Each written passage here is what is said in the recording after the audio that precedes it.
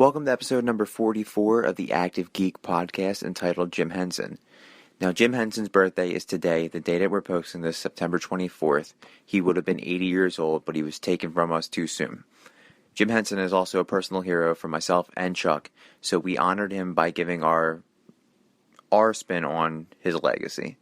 We talk about the Muppets, Emmett Otter and the Jug Band, Fraggle Rock, Sesame Street, and his live-action movies, Dark Crystal and Labyrinth. We also talk about who would take over the Fraggles, what we thought of the new Muppet movies, and just the way that he's kind of impressioned us as geeks and as adults. What makes the Muppets so special, what makes puppetry in terms of Jim Henson puppetry, what makes that still very popular when it was considered a dying practice. And then we talk about everything from our top favorite characters to our least favorite Muppet, who our favorite cameos were in the Muppets, and then Chuck does an impression of Kermit at the end, so you really want to listen to that. All right, guys, without further ado, this is episode number 44 of the Active Geek podcast entitled Jim Henson. Chuck, by the time we post this, it's going to be the 80th birthday of one of my favorite people, one of my favorite Jims in the world, Jim Henson. And this is a little different from what we usually do because we talk about superheroes, we talk about comic books, we talk about movies, television. We even throw some sports in there to give us that credit as far as the active geek part. We've never really focused on one person. No. And that's going to change because we got some other people that we're going to focus on. But Jim Henson is by far one of my most favorite people in the world. He's dead now, obviously. He died when he was 53. Had a very short life. From bacteria pneumonia. And then his son dies a couple years after him, and now Brian Henson is in charge. And he I look back on him and on his Wikipedia page and his IMDb page, and he's done a lot of voices. He does. And I didn't even know, I didn't realize how family oriented the Muppets were and Henson Studios were. I guess I didn't realize. I was pre-focused on Jim. But he's on the Mount Rushmore of Jims for me. I think he's one of the most creative entertainment minds in the past century. But do you want to hear the Mount Rushmore of Jims? Okay, go ahead. It would be myself, Jim Henson, Jimmy Carter, and Jimmy Johnson. The race car driver. Oh, I was thinking the one who needs to see Alice commercials. Yeah, yeah. No, we're not putting anybody with performance problems on my Mount Rushmore. I like Jimbo Fisher, too. Jim Parsons. Jim Parsons is good. That's a good one. There's a lot of good Jims. Wolverine is a Jim, if you give him his nickname. Because his name is James Logan. Not a lot of good Chucks. Charles Xavier, dude. Well, that's all you need to worry about. Chucky Finster from the Rugrats. We're good. You got two. And then there's you. All right. So what were you saying about Jim Henson? I think he's one of the most creative entertainment minds in the past century. Oh, yeah. Yeah. You got Walt Disney, Stan Lee, Jim Henson, Jack Kirby. But I said one of, not the... No, I just wanted to put Jack Kirby in there. So, but the creations and the kind of creative mind that he had was unbelievable. Yeah, and think about it, dude. He took in a world based on animation, he went with a dying trade of puppetry. Yeah, no. And made a successful living on puppetry and filmed a live it was live back in the day of a puppet show and got big names to go on that show. You know what I mean? I can understand Walt Disney getting big names to do Mickey Mouse Friends, cartoon, guest stars on that, when they did the Don Knotts did some Walt Disney did Disney work. Yeah. You have him, but puppets. Who wanted to work with puppets? And apparently everybody wanted to work with puppets. Yeah, back in the 70s, Elton John was big. He was on it. Countless. Johnny Carson. Steve Martin. Yeah, everybody was on it. My main man was on it. I'm not going to give my main man away yet because we're going to talk about movies, and my main man was in a couple of Muppet movies. But he was a visionary. And he was you know who he reminds me of, like, who I can kind of give, like, similarities to, is Charles Schultz, who created the Peanuts. Yep. Another famous Chuck. Both of them were in fields that you could say were dying. You know, but they had a long, prosperous career. They didn't really change up what they did. They stayed true to their work, and they created iconic characters. Mm-hmm. When was the last time someone, besides what I'm about to do, referred to Catman, not with a B, but with a C, in a conversation with you? It's been a long time, right? But you know more than one character in the Peanuts. You know Charlie Brown and Linus and Schroeder and Snoopy, right? And I haven't even named the women, but there's so many more. And then same thing with the Muppets. You go on and on with Muppets and Sesame Street characters and Fraggles and all his live action and other puppetry work. He was a genius, and he was the definition of staying true to your word. So what other, what does Jim Henson mean to you? We spoke on how we see Jim Henson, but what does he truly mean to you? I mean, I remember as a kid, it just brings a lot back to my childhood. Mm-hmm. I remember watching all those Sesame Street and Muppets, and so he's a part. What he means, he's a part of my childhood, and a big part of it. So yeah, I mean, without him, we wouldn't know all the great creative work. Yeah, and you and I grew up in the same decade, and that was pre-Barney. Kids after us grew up around Barney and the Teletubbies, and these are characters that are their childhood. Whereas you and I grew up with the Muppets and Elmo and Big Bird and the Bert and Ernie's, the Fraggles, and Alf. Alf wasn't Jim Henson, but like these are the characters we grew up with that taught us things. And when we were kids, the Muppet Show was kind of adult humor. Yeah. And then they did that resurgence with the failed ABC pilot. I really liked that They show. didn't give it enough time to breathe, in my opinion. They did one season, and I really enjoyed that. It was a good show. It was very adult. Mm-hmm. I mean, they were drinking in bars, and it was a good show. And that's the world we live in, man. If it doesn't capture you right then, it's not going to make it. And ABC is one of those networks that will cancel it right off the gate. Like we saw, they just canceled Agent Carter.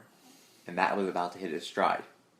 It was moving past all the Steve Rogers stuff, and she was getting into her own. They canceled that. But then they'll keep, Grey's Anatomy on for 35 years. And, it's another show that they had. Castle. Nashville. Ugh. That got canceled. But it got picked up again. Yeah. Like it's on CMT. But Castle is one of those shows that it just got canceled too. Yeah. Seemed like it was going on it was like 9 seasons. But it got canceled 3 times within those 9 seasons. Like that's another show that gets canceled, and like I don't know why Nathan Fillion's work gets canceled so much. He's a great actor. It got canceled, and then ABC picked it back up because it's been on ABC the whole time. Yeah, I think it was on TNT at one point. I thought it was on ABC the whole time. I know it's been canceled before. Okay. And they're like, let's bring it right back up. I don't know. He's my choice for Nova. If they ever, like, Nova and a Green Lantern. Maybe an older Green Lantern. Not the main Hal Jordan. Maybe like a Guy Gardner. Yeah, I can see Guy Gardner. All right. So let's go back. So that's your childhood for you. And my whole rant was like we grew up pre-Barney. So growing up, we did see all these characters. And they weren't scary. You know what I mean? No, some of them were. Sweetums was pretty damn scary. You remember Sweetums? Oh, yeah, we'll talk about Sweetums. Sweetums was pretty scary. Great name, by the way. But, yeah, Jim Henson kind of molded my childhood from afar. And he's Jim Henson and Walt Disney and Charles Schultz as well. They all molded my childhood, so I wouldn't be the geek that I am now without the Muppets and the Fraggles and Sesame. Not so much Sesame Street, but mainly the Muppets. So when you think about Jim Henson, and we've talked about some of his creations, and we'll talk about a lot more of his creations throughout this episode, all-time favorite kind of creation, like a show or a movie that he's done? By far the Muppets. Okay. I loved the Muppets as a kid. I still like the Muppets. Mm-hmm. If it's on TV, I'll watch it. Like, I watched every episode of the new show that they had when the 2 movies recently came out. I remember it came on DVD. I was like, yeah, I'm buying it. And I bought it and showed it to Alana, and she didn't like it. And then... Well, think about it. She grew up. She's growing up in a Frozen society where... more digital world. Yeah, Pixar, stuff like that, where we grew up with... We didn't have that shit. We didn't have any of that. No. I mean, we had, like, some Disney movies. Yeah. But we didn't have... Like... A lot of the animation Inside Out. Yeah, exactly. It was that trial and error kind of phase. Like, this is what... Like, our animation was like Beavis and Butthead. You know what I mean? Yeah. We didn't get Inside Out and Zootopia and stuff of that nature, Frozen.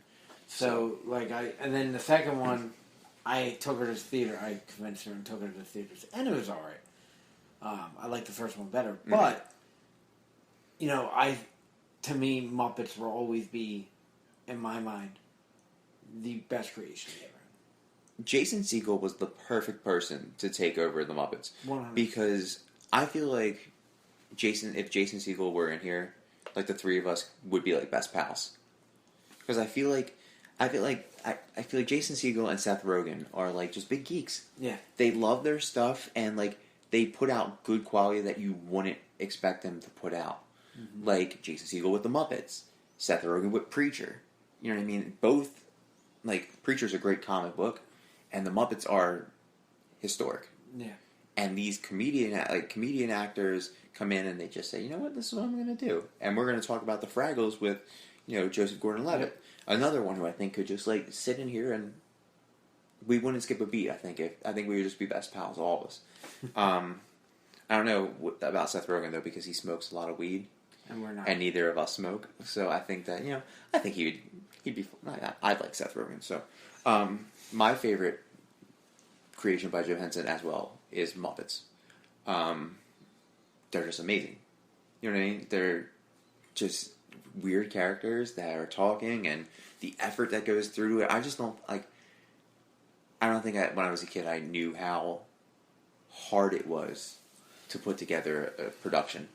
Like how many people went into it. Like if you had a bigger Muppet, how many people were working that? Like if you had an animatronic piece, how many people were working that? And like now it would be easier, but back then, yeah. Like looking back, it was like, man, like that's awesome. And now I have so much more appreciation for it. Like I run a self-expression group at work, and one of the things that we do is we focus on different kind of artists and craftsmen.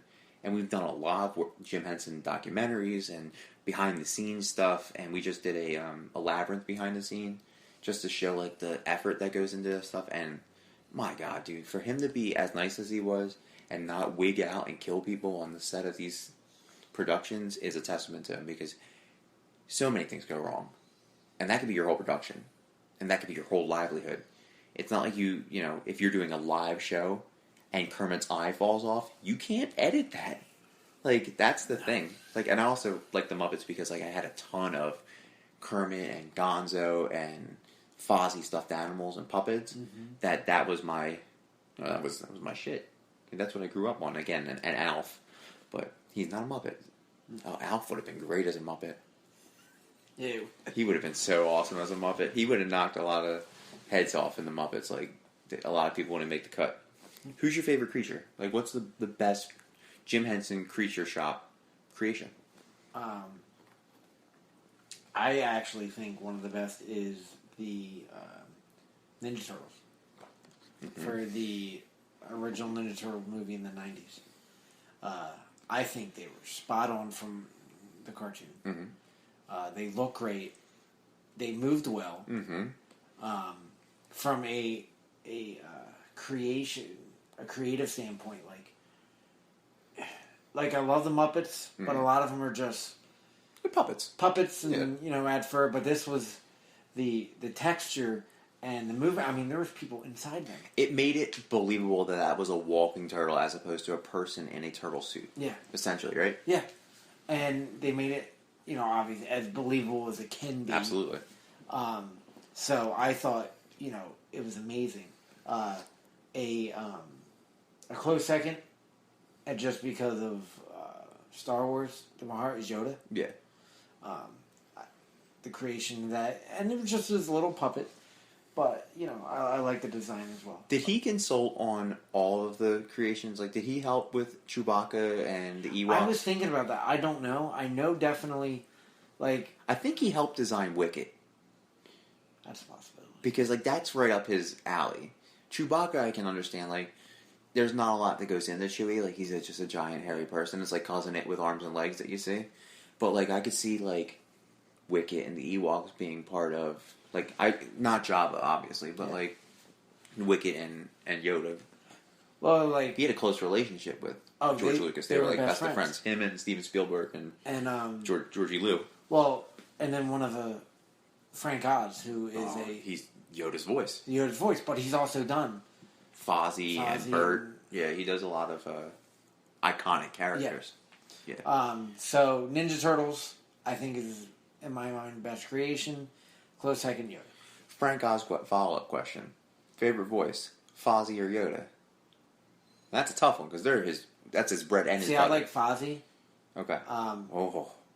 And... I'm taking your Star Wars card away, bud.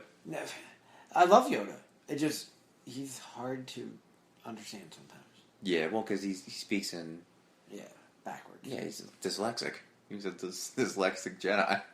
I had another follow-up question. Can you do any other voices? I used to do the Kermit when I was a kid. You don't have to do it. I won't put you on the spot, because if it's bad, then I'm not going to edit it out. So remember that. We can do it all fair. And okay. When we do one of our breaks to see if... I'm usually good with voices. I can maybe do a Kermit the Frog. It's not that hard. But I'm a perfectionist, so I want to make sure I have it down. Fozzie's super tough. I don't think I can hit the Gonzo cadence. But Swedish Chef is obviously he's an easy one because he speaks in gibberish. My favorite creation is, and I told you this before. I always heard and thought that Jim Henson had a hand in on the Philly Fanatic, and I read that it was Acme Mascots, which had ties to Henson. So I don't know if, obviously we can't talk to Jim unless we get a Ouija board. And that would be a pretty cool... Or just contact Bob Hoskins. Well, we can talk about Bob. We can talk to Bobby and Jimmy at the same time. I'm sure they're up there palling around talking about their adventures in Hollywood. But I want to say Philly Fanatic, but it's not. It's going to be something that you're not going to think of. Emmett Otter. I love Emmett Otter. We'll talk about Emmett Otter later. Otters are one of my favorite animals in the world. I just think they're Jug Band Christmas. I think they're adorable. And I was also kind of raised on country music, so seeing one of my favorite animals play a country band kind of music really spoke to me. So Emmett Otter for sure is my favorite Jim Henson creation. It's not Kermit because Kermit's kind of plain. Yep. He's a green frog, and everybody's seen Kermit. If you haven't seen Kermit, don't listen to this episode because you are lost. You're already lost. Then you thought it would have been? It's pretty good. All right, so moving on from the man himself, and if you're still lost, because we said if you're listening to this podcast and you don't know who Kermit the Frog is, you're lost. If you're still lost, you're going to be even deeper down the creek without a paddle, because now we're going to talk about the Muppets. We already kind of answered this question. You watched the Muppets when you were a kid. Yeah. Right?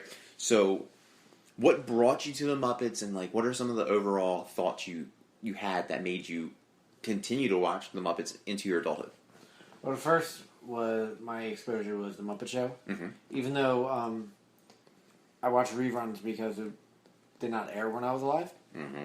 It aired from 76 to 81, but it was still on TV. You just missed the cut. Yeah, I was... Yeah. Might have been thought of at that time. But you were just a optimistic sperm in your daddy's sack. Optimistic sperm in my daddy's sack in a Jim Henson discussion, maybe the first time. Listen, man, I'm sure it's been brought up. Puppeteers get kind of freaky. So, so I watched it, and I remember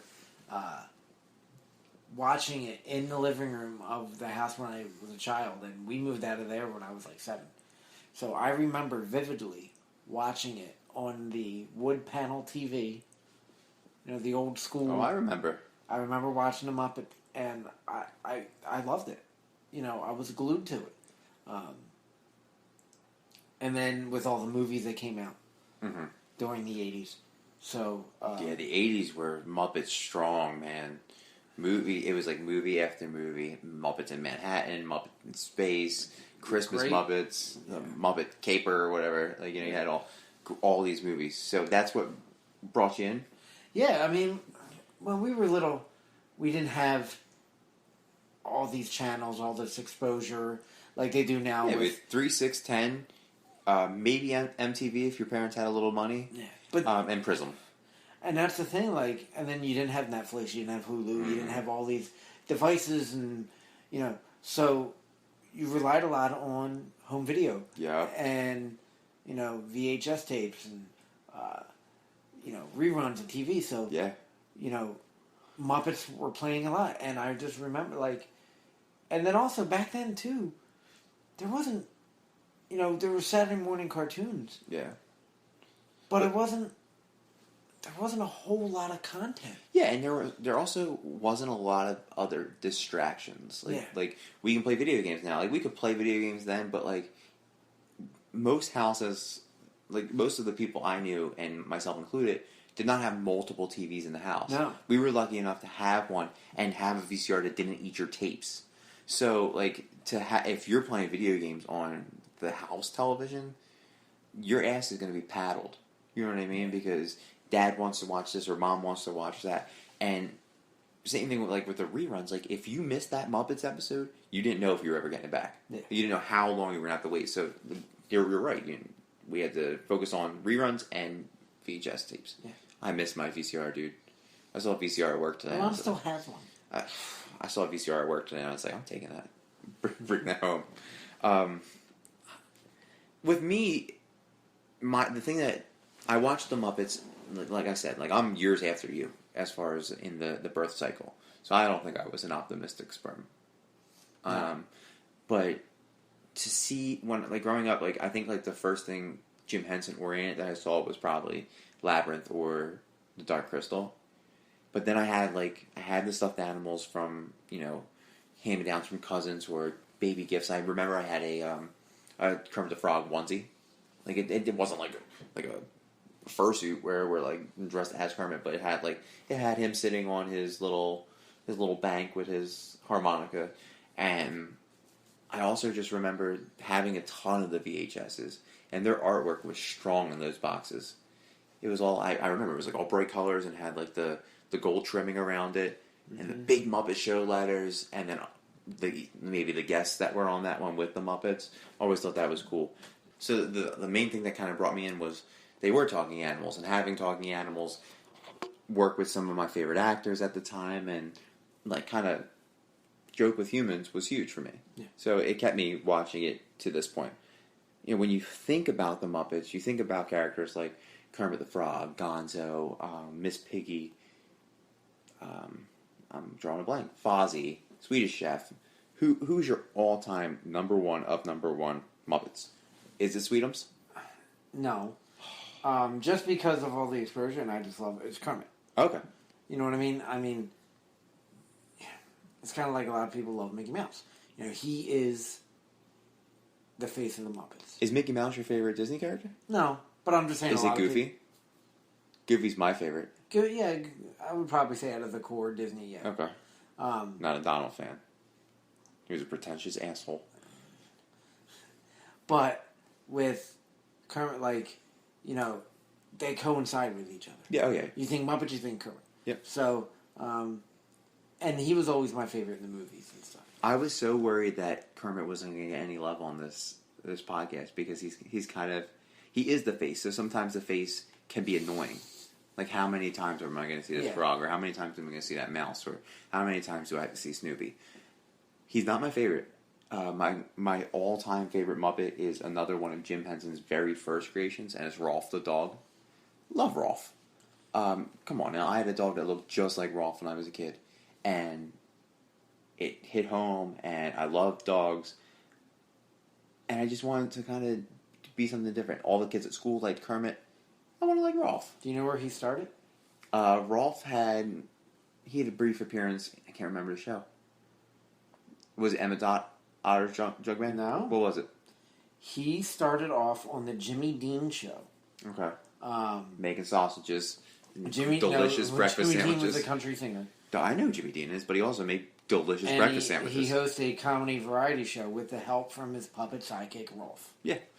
And I read the Wikipedia page. I just couldn't remember where Rolf, it was.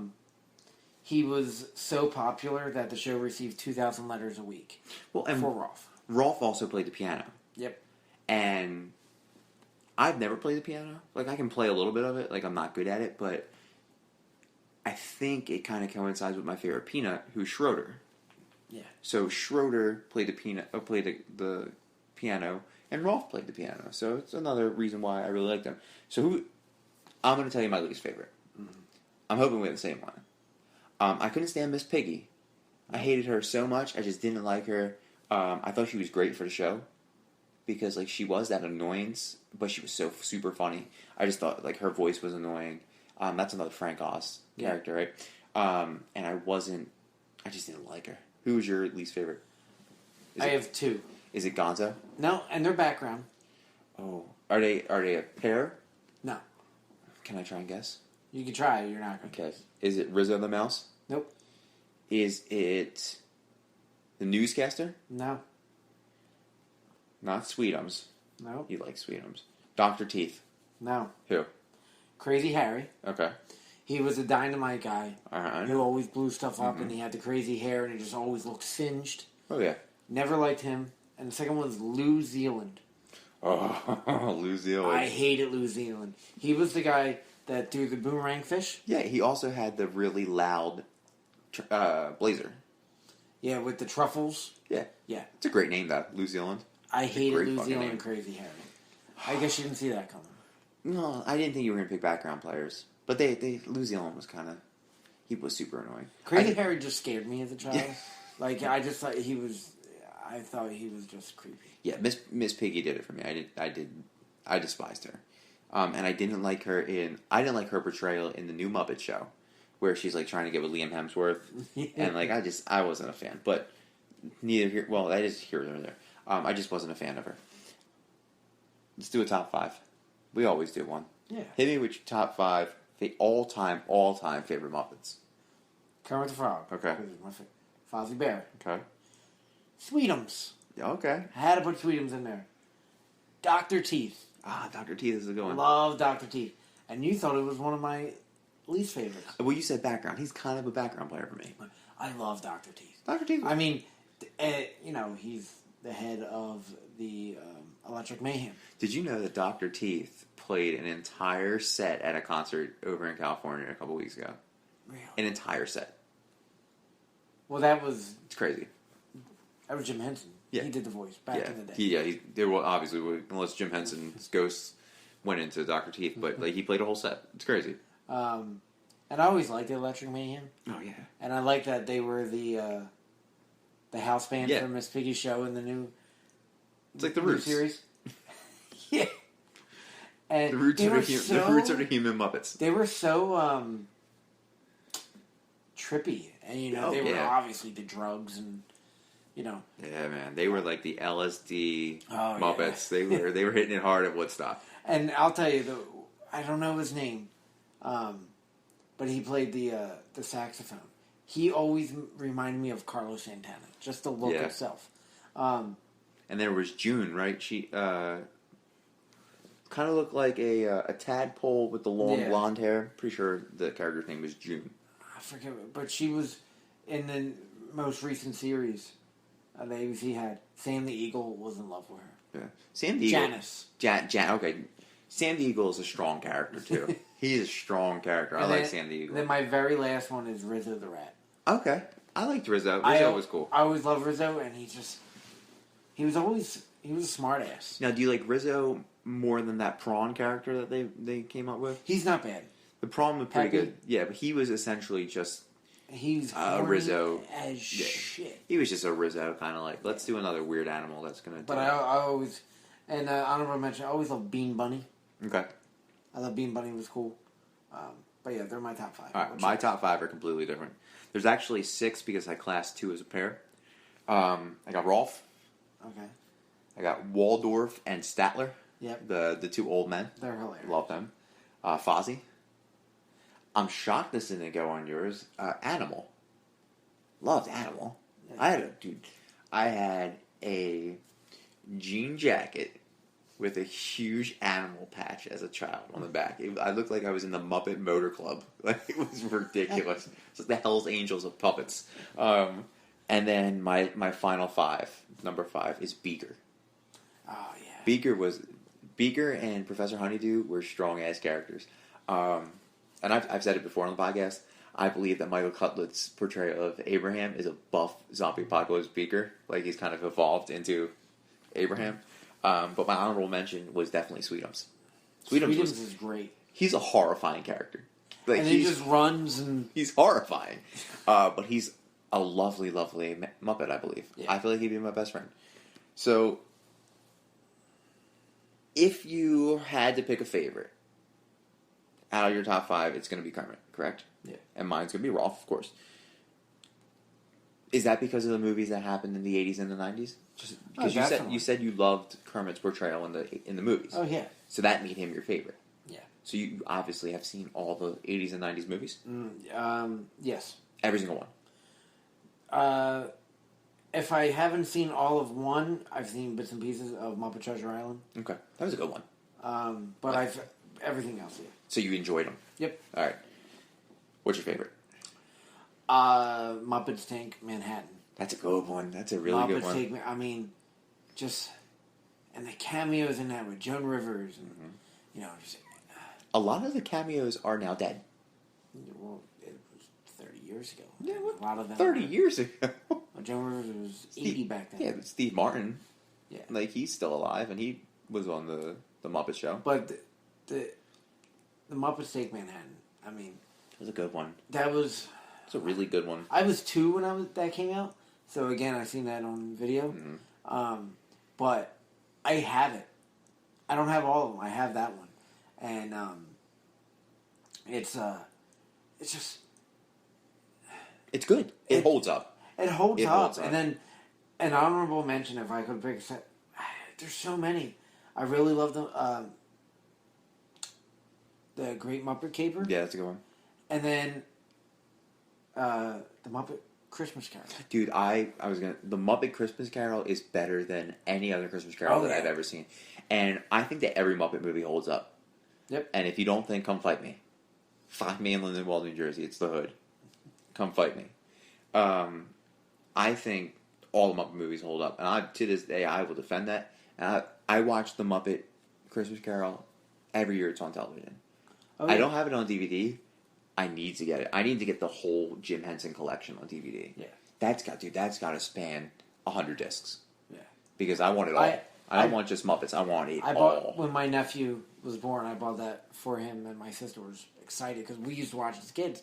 It was Christmas tradition. Christmas tradition, but we watched it like 300 times. Oh yeah, it's a great movie. But not only the movies that came out itself, but the TV movies and direct movies. Like, speaking of Christmas movies, do you remember The Christmas Toy? Yeah. That's another one that we used to watch all the time. Yeah, they had good ones. Such good movies. Emmett Otter Joke Band. Mm-hmm. And, you know, that was one. And then The Bunny Picnic. Yep. And then my favorite TV movie was called Dog City. That's a Rolf movie. He was a background character. It should have been a Rolf movie. It was kind of like a gangster movie. Mm-hmm. And so it was kind of take place in like the 20s and 30s. If they would have made Dog City now, Rolf would have been on the piano playing a cover to Tyga's Rack City. Dog City, bitch, dog city, bitch. Well, the thing, like I said, it was like a 30s era. Like Al Capone. So there was this bar, and it was Ralph's. Yeah. And he was the pianist. Oh, yeah. So when he had like the bow tie and... Why are you calling my man a dick? That's a pianist. He's not a penis. He's not a penis. He's a pianist. All right, get it right. So, the Dog City, that was awesome. If you've never seen it, I've watch seen it. Dog City. It actually spun off a cartoon. Spun off of Rack City, Tyga's music video. But I guess it was so popular that they made a Dog City cartoon. Well, Rolf was a super popular character, and just having him in it is gold. My movies are completely different than yours. So I said my boy participated in the Muppets. Yeah. And my boy's name is John Denver. One of my all-time favorite singers ever. Ever. Like, if I'm doing a Mount Rushmore of singers, he's on there. And I love John Denver. So my two favorite movies were John Denver's Christmas Together and John Denver's Rocky Mountain Holiday. He did so much with the Muppets. Yeah, he did. He did 2 full movies. He did a World Wildlife Foundation infomercial with Kermit, and he was in episode 401 of the Muppets. 401, and his scene started at 17 minutes and 30 seconds. Dude, he was John Denver taken too soon, in my opinion. I would have seen him tour. But just his movies were like, they were very down to earth, very family oriented, definitely very country oriented. And like I said, growing up, country was my jelly and my jam, and my preserves, because it's country. So having John Denver in all the movies, and plus my dad loved John Denver, so that was something that we'd bond over. We'd watch it together. They were definitely my 2 favorites. But the Christmas movie, not the Christmas movie, the Thanksgiving Muppets movie where they get snowed in. Yeah. And they're cooking the turkey, and the Swedish chef is like running after the chickens. Love that scene. That's priceless scene. Did you ever watch Muppet Babies? I actually did. Dude, I love Muppet Babies. Dude, I checked last week to see if it was on Netflix, honestly. I checked it when you sent this to me. I actually watched an episode on YouTube. It's phenomenal. But it was I was too old to watch Muppet Babies when Muppet Babies was out. No. Like later, I'm thinking of Tiny Toons. I'm sorry. You're Tiny Toons. It was 84 to 91. Okay, yeah, I was perfect age for that. Tiny Toons came out a little bit after. So I probably didn't watch it as I got older, but it came out when I was 2. I was 0 to 4. It came out when I was 2 and 9. So, I probably didn't watch it all 7 years, but I did watch a lot of it. Who was one of your favorite characters? Kermit. And Rolf. See, one of my favorites is when they weren't all the time, is when Bunsen Honeydew. Well, dude, you took the words out of my mouth. Having them in it was amazing too. Beaker and Bunsen. And they weren't all the time. But, it was... And I love how when they showed the adults, they did not. Yeah. And what they would do, they would play, do episodes of real movies. Mm-hmm. The YouTube, I clicked on it, and the episode was a Star Wars episode. Of course it was. And I didn't even, it didn't say... Piggy's got the buns up, right? Fozzie was Chewie, right? Fozzie was Chewie, and... Kermit was Luke. No, Kermit was Han. Yeah. And Gonzo was Gonzolo. Yeah.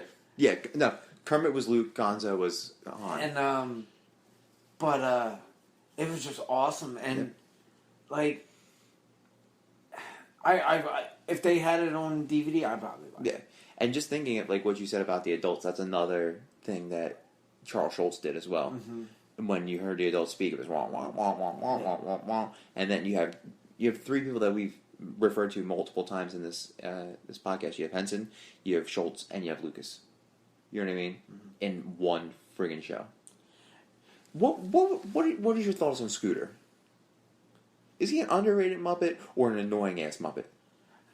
He's an anxious Muppet. I know that. See, I like Scooter. I feel like Scooter's me as a Muppet. I do. He was really anxious in the new episode, in the new series. I'd be anxious too if my name was Scooter. And in Muppet Babies, they made Skeeter. Yeah. Which was straight, but they never had anything.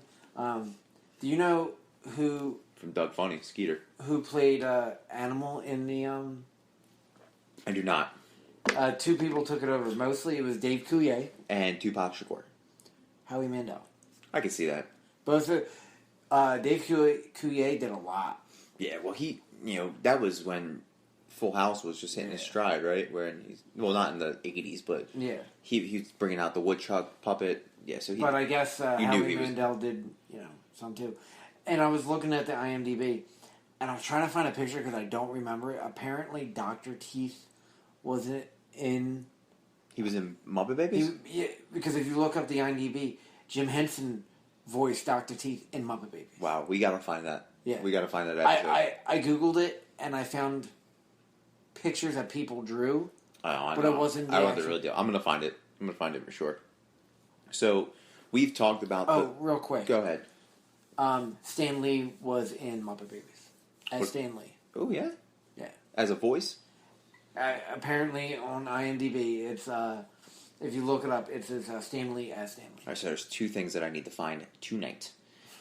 We talked about the other movies, the Jason Segel movies. Yep. You liked the first one. Yeah, I did. You loved the first one. I thought the first one was great. Liked the second one, but didn't really... It's not your favorite. No. Is it because it was a Tina Fey movie? No, I like Tina Fey. Is it because it had the imposter Kermit? No, I don't think it was written as well. Yeah. I thought the first one did very good at... They were basically saying, we're has-beens. Yep.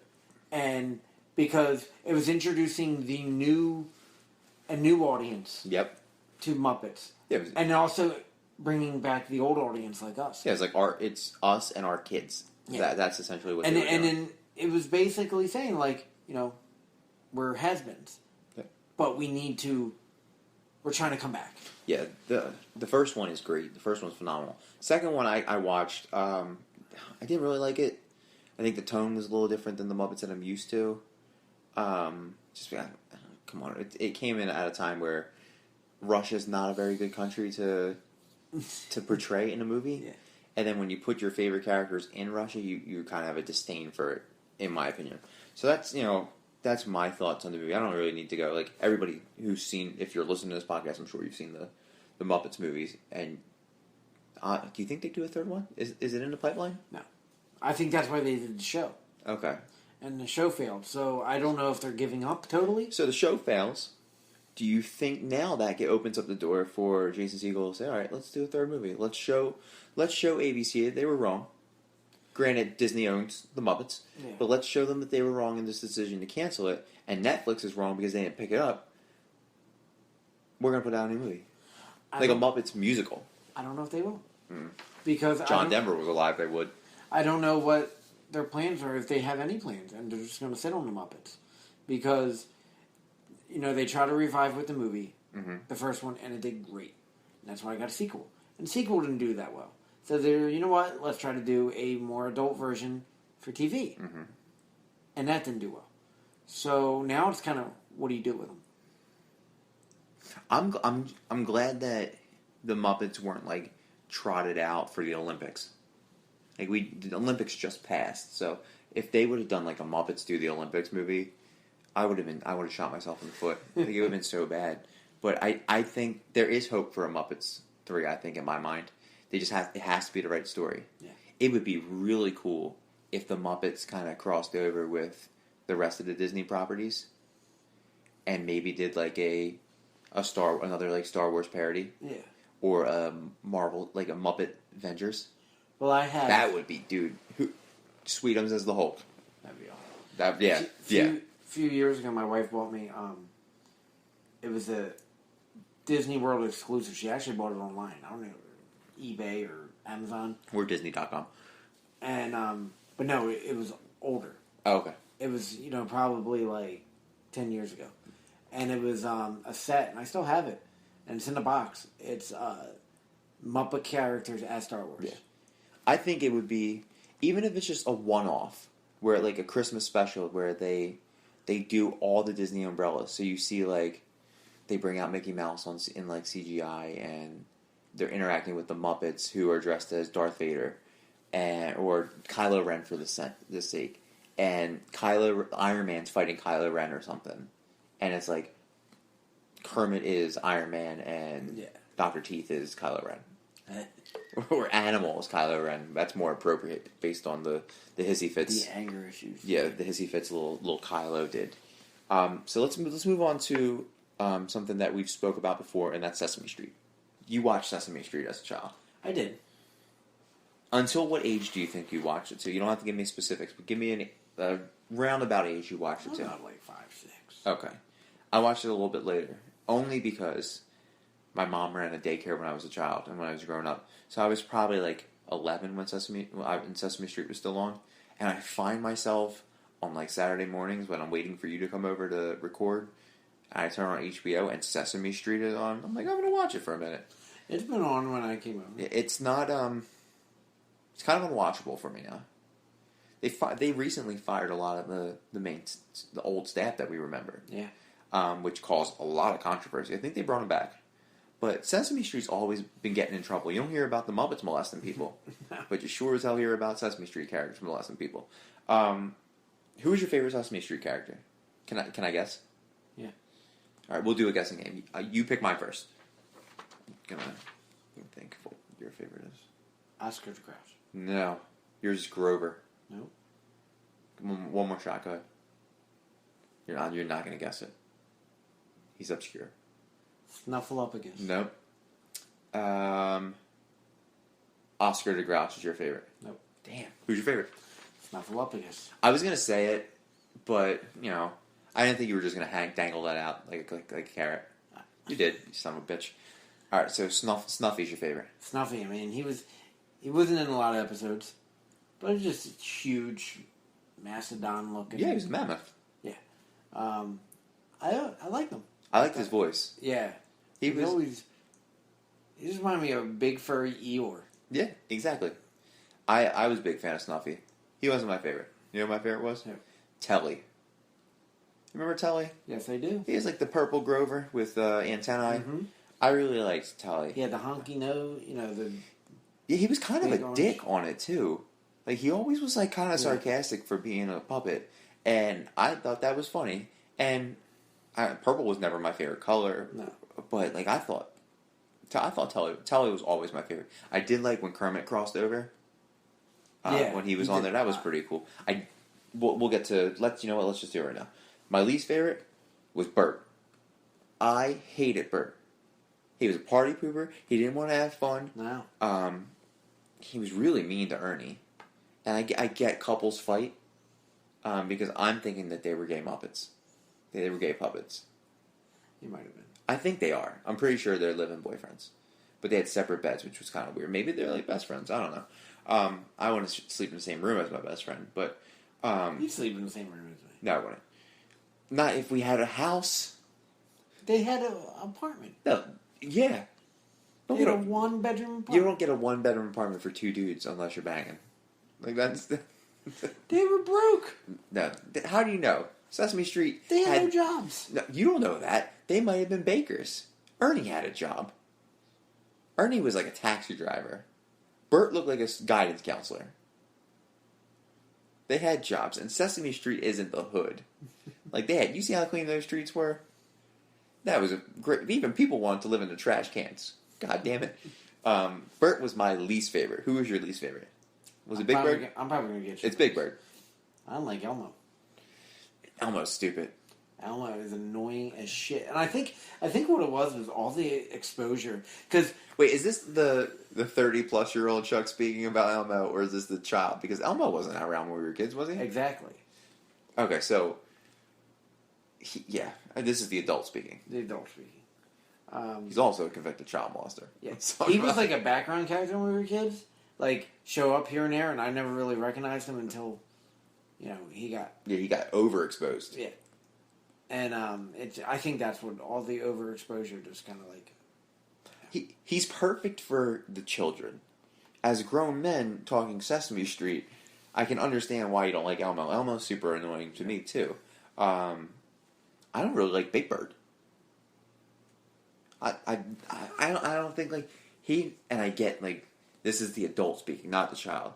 As a child, I was terrified of birds, so... You're still terrified of birds. Yeah, he's out. But second, like, he didn't really assert himself on the streets.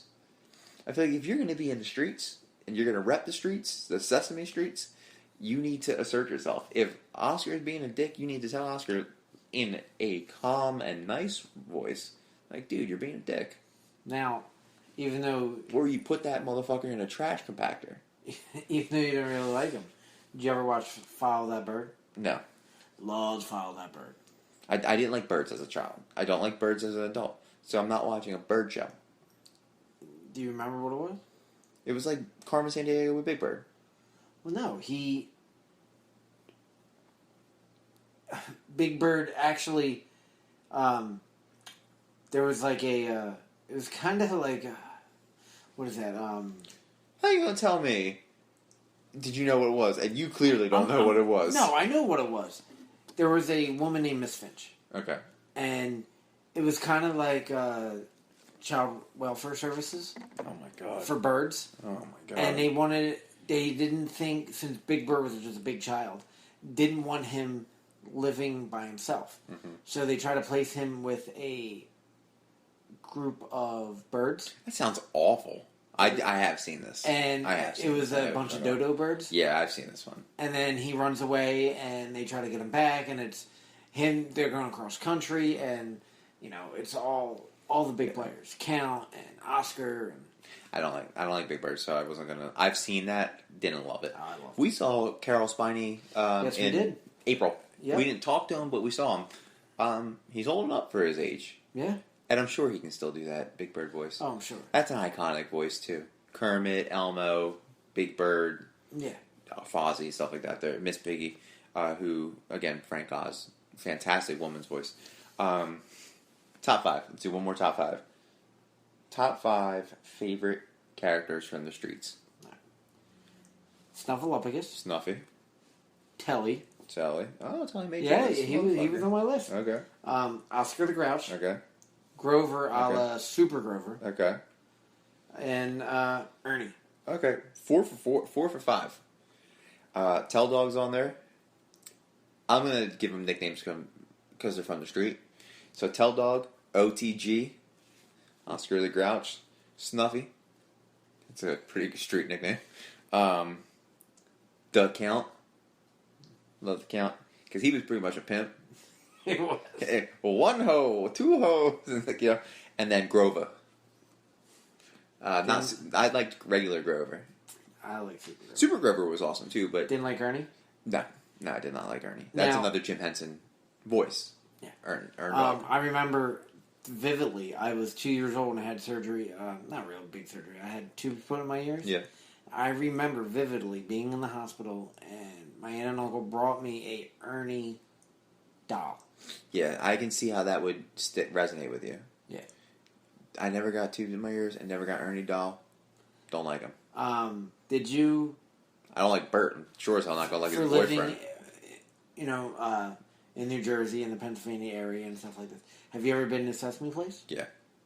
I've been to Sesame Place far too old than I should have. I went there last week. I went there as a small child, but I also went as a 17-year-old because I took I worked at a summer camp and we did a trip to Sesame Street. Well, yeah, but I enjoyed it. I also went to Disney World at 18, dude. And I took pictures with the characters. So I'm living my youth through my adulthood. Well, I was there several times, and we did like class trips there and stuff. Yeah. And do you remember they did like a production called Missing Rubber Ducky or something? Okay. And basically, it was green screen work. Were you part of it? I was part of it twice. Of course, and my mom still has the video. Put that on YouTube. I'll convert it.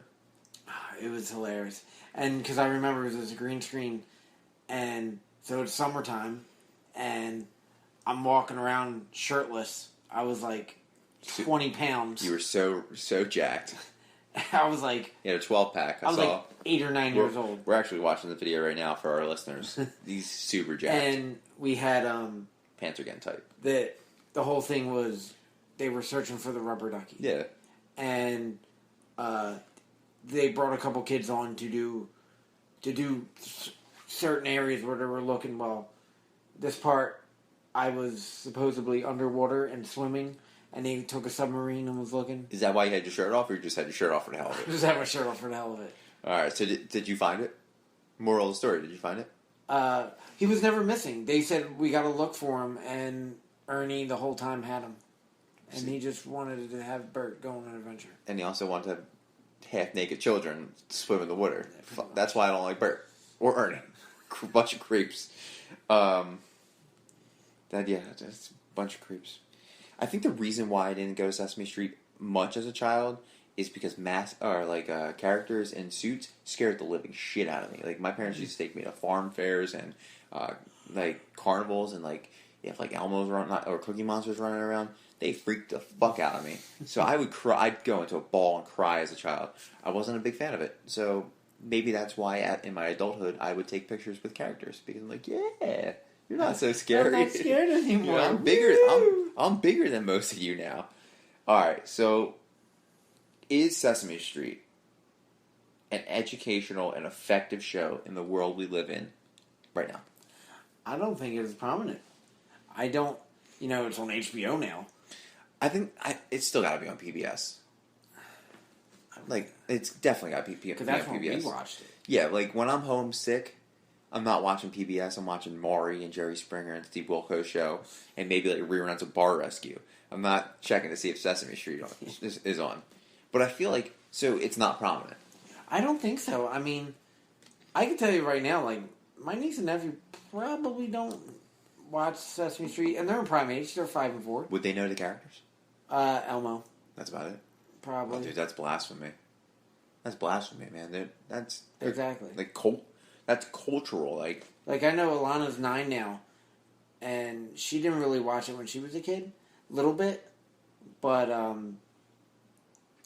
maybe for a year or two. Dude, when I have children, all they're watching are Jim Henson. It's shit that I grew up on. Yeah. Oh no. Totally. I'm not gonna I don't even think I'm gonna have the Disney Channel for their content because I think it's all teeny bopper bullshit.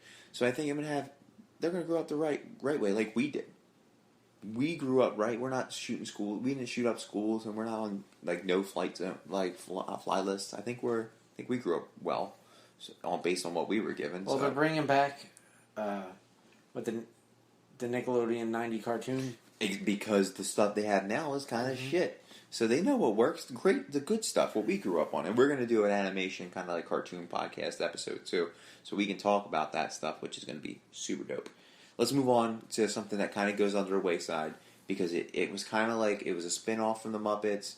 It had a very good run, but not a super long run. And it's Fraggle Rock. Yeah. Did you like Fraggle Rock? I did. I remember it was on HBO as a kid. Mm-hmm. So I think I watched it on home video and stuff like that, reruns on other channels.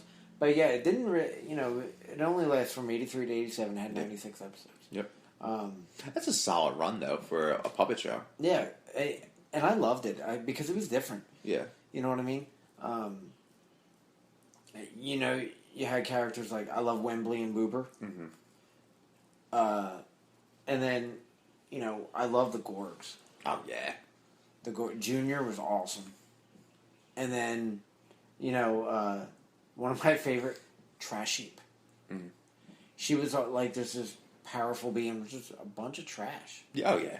And it was obscure. It was super. It was it was the Guardians of the Galaxy now, back then. These are little freaky little things that are living underground and with the rocks and talking to trash people. And it was good. It was popular. I loved the Fraggle Rocks. Yeah. I remember I don't remember, but I probably if we sang it, I would probably know the theme song. I had a Fraggle Rock shirt. I had a hand-me-down Fraggle Rock fanny pack. Do you still wear? Oh, dude, if I could find it, fuck yeah, I'm gonna wear it. I have a fanny pack somewhere that I had when I was a kid and it has my name on it. I think it's got cartoon characters on it. It said Jimmy. Fuck yeah. Jimmy. That's what they called me when I was a kid. I grew out of the... I was called Chucky. So. Yeah, we grew out of the E's. But Fraggle Rock was my shit. And my next question about Fraggle Rock is, there's been rumors that Joseph Gordon-Levitt is going to take it over. Right? Mm-hmm. That was years. There's been rumors. Are you on board with that? Do you think he's the right fit? Oh, yeah. I told it kind of how you were saying is kind of reminds me of the Jason Segel. Yeah. And he's kind of in that camp with, he's done a couple movies with Seth Rogen and stuff like that. But I think, and he seems passionate. It's gotta be like they did the Muppets. Yeah. It's gotta be as grounded as you can get.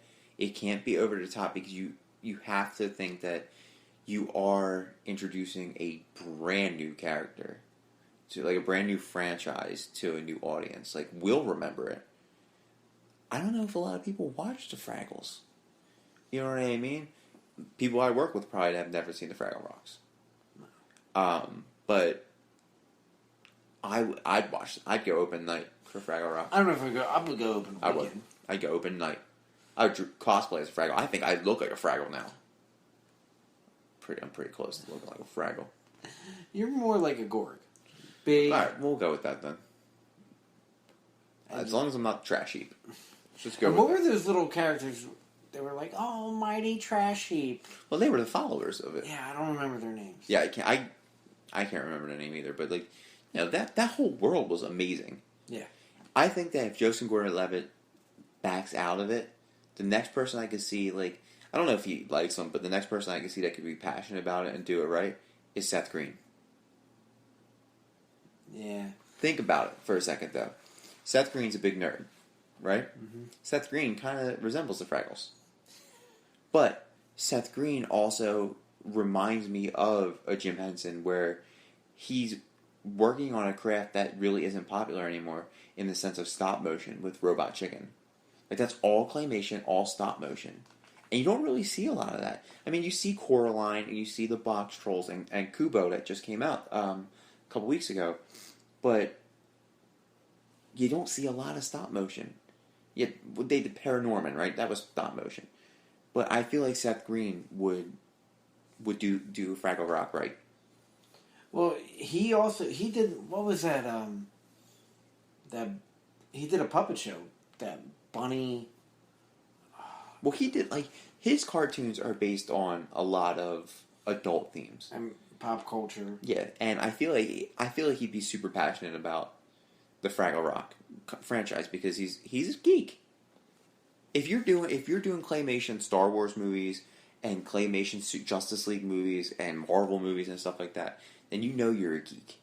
Yeah. And he doesn't really do anything outside of that.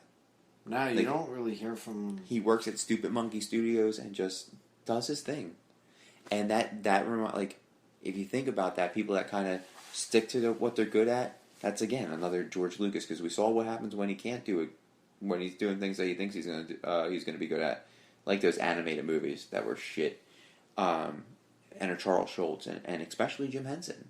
You know what I mean? He did what he was good at. Mm-hmm. He didn't have to go above and beyond to impress people, because he knew he established a core audience, and he brought what the audience wanted.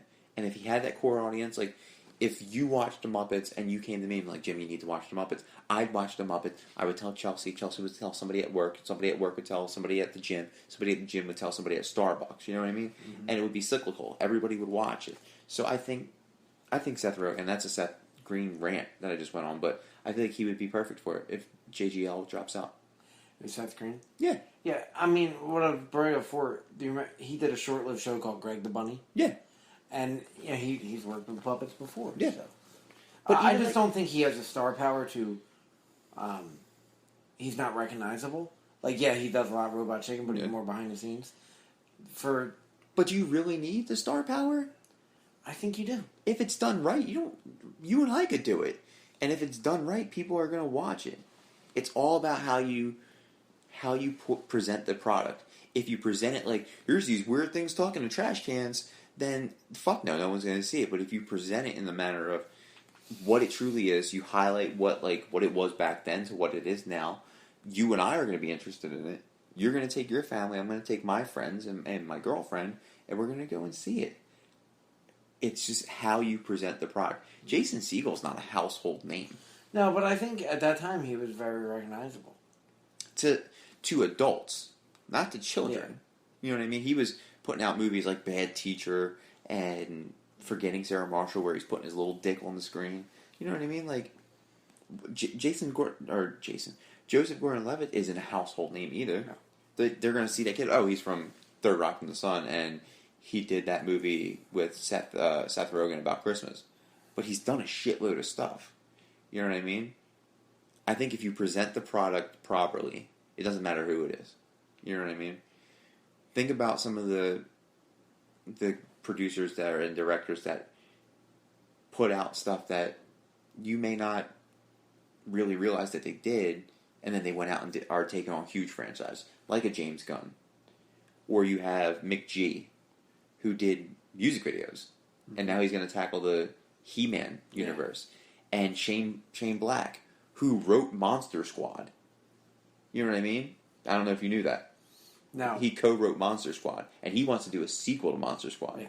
But, and think about the world that he's in. And then you have a guy who is directing a Marvel movie, like Thor Ragnarok, Taika Waititi, who nobody knows. No. Nobody knows how to pronounce his fucking name. I'm glad you did, because I didn't know. See? I'm good at that. But, and if you think about, if you watch his other stuff, it's been received very well, but just not here. It's been received well in Australia, because it's where he's from. So I think if you present the product right, you can do it. Me and you could do the Fraggles. I think we'd kill it. Yeah, we would. Oh, it would be awesome. Oh, it would be so great. Bob Hoskins would be in it. Alexander Daddario would be in it. Oh, it would be such a good movie. Okay, one last thing about Jim Henson and his productions. He did 2 movies that we're going to speak about, and that's Dark Crystal and that's Labyrinth. What are your thoughts on the movies? I like those, because they're so much darker than his other creations. Mm-hmm. You know what I mean? Like Muppets and Fraggles and Sesame Street are light and happy. These movies were not. Yep. It was about an abduction of a child and a world, with Dark Crystal. It was dark. Yeah, it was a scary world. Yeah. But he did bring fantastic characters to life. Oh, totally. And that's what did it. It wasn't like he just got all humans and decided, all people, and was like, let's just do this movie. Let's do it. Yeah. He didn't direct Jaws. You know what I mean? He went and he honed his craft, and he's like, I'm going to put these skeletons in there, and I'm going to put these puppets in there, and you're going to work with the puppets. You know what I mean? So, do you have any other thoughts about the movies? Any more thoughts? Yeah. And no, I liked them. I thought they were done well. I liked that Labyrinth was a musical. Yep. And of course, the late David Bowie. Yep. But, I don't know, I thought they were done very well. Yeah, well, speaking of the late and great David Bowie, in my opinion, perfect casting for Jareth. Oh. I feel like if they were going to cast anybody else, at that time, it was MJ. Yeah. I think the movie still would have been great. Yep. But that's, Bowie was the Goblin King. Yeah. Bowie is the Goblin King. I think that if they didn't get Bowie, they probably would have went with Michael Jackson, or they might have tried Michael Jackson and he didn't want to do it because he did Thriller, and he already worked with the makeup, and then he wanted to be Jar Jar Binks later on in life. But the movies, for me, put it in perspective. Both of those movies are rated higher than Batman vs. Superman and Suicide Squad. When Labyrinth came out in 86, and that's holding today, 2016, 67% on Rotten Tomatoes. Dark Crystal came out in 82, and it's holding 72% on Rotten Tomatoes. It's crazy. It's better than Suicide Squad and Batman together. vs. Superman combined. Put together. So if you think about it, what were they, 20-something, 30-something? Yeah, 26 and 32, something like that. And 32 was after the DVD was released, so it went up a little bit. So, they're movies that are going to hold up. So we talked about Jareth, right? If you had to pick gun to your head right now, I don't have any guns in my house, so bow and arrow to your head right now, or broadsword to your head, which movie are you going to pick? Which one did you like? Dark Crystal or Labyrinth? Which one's the best? Labyrinth. Why Labyrinth? Is it because of the human element? The human element, and I like the musical part. Yeah. I thought the musical scenes were done well. The story was just creepy. Yeah. He kidnapped the child. And created this huge maze. Yeah. For the child to get out, or you're not getting out. Yeah. I'm going with Labyrinth too. Although Dark Crystal was amazing because there were no people involved in it. It was no one. It was all puppets. Yep. And had fantastic characters. And Labyrinth, I don't like Jennifer Connelly. But I didn't know I didn't like Jennifer Connelly when I saw Labyrinth the first time. I love adventure movies. Especially back then, dude. I was doing those. we got highlights magazines, and they always had the mazes, and I was always doing the mazes at like the dentist office or the doctor's office and stuff like that, just pissing people off when they told don't do the mazes. I'm doing them. Renegade. Just having a movie about a maze where a child is the star, and they're coming along with like you got these creepy goblin people, and you got Hoggle and Ludo and all these characters to deal with, plus Jareth, this creepy king of the goblins. You know what I mean? Mm-hmm. Just to have that, you could put yourself in Labyrinth. You can have dreams about Labyrinth. You're like, oh my god, I woke up and I had the weirdest dream about Labyrinth. I was in the Labyrinth. You know what I mean? I'm going to have a dream tonight about the Labyrinth. That'd be awesome. All right, last thing. Let's talk about the characters, because we talked about Jim Henson is the man. He's created some of the best characters. And Jim Henson Studios still puts out really good characters. They did work with the Jack in the Box character from the commercials. And they had the Creature Show on Sci-Fi. Yeah, did you watch that? I did. I thought it was really good. Good stuff. It was the Jim Henson Creature Shop Challenge. Yep. And they also did Bear in a Big Blue House. So his legacy is living on with the characters that they're creating.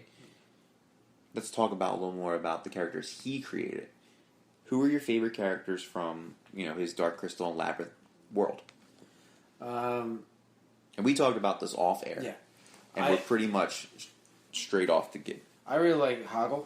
Yeah, the little hobbit looking. He was the troll, the goblin that Jareth needed to befriend Jennifer Connelly's character. Yep, and he didn't like. You think that he's going to be a dick in the movie, and he's like, I don't want to turn on her. She's my friend. She's the only one who treated me as a friend. Yeah. So there's some morals there. I like that. Even though he wasn't a creature, I like the character. I like Jareth. Yep, me too. David Bowie played him perfectly. He was creepy. Mm-hmm. And then Ludo. Mm-hmm. Kind of reminded me of Sweetums, the way he... Yeah, oh yeah. You know what I mean? He was a talking Sweetums. You know what I mean? Like, that's definitely where he probably drew the It was like Sweetums had a baby with Chewbacca. Yep. And they just grew out horns a little bit. Okay. And then from Dark Crystal, I like the Skeksis. Yeah. They were supposed to be 7 of them to represent each one of Deadly Sin. But they ended up having 9. Yeah, I'm glad they didn't go with that. Because then people are going to be like, oh, it's a religious movie. I don't want to watch it. It was widely speculated that, the Dark Crystal was directed by Frank Oz and Jim Henson. Mm-hmm. And it speculated, I don't know if ever proven, but that Jim Henson directed all of the good guy scenes. And Frank Oz did all the bad guy scenes. Yeah. Oh, I like that. That's a good balance. So if you're going to have 2 directors, I like that contrast. Yeah, absolutely. You know what I mean? Because it gives it 2 perspectives. Because you're not, if you're doing a bad guy scene, if me and you were directing the end, said, Jim, you're going to do the good guys, Chuck, you're going to do the bad guys.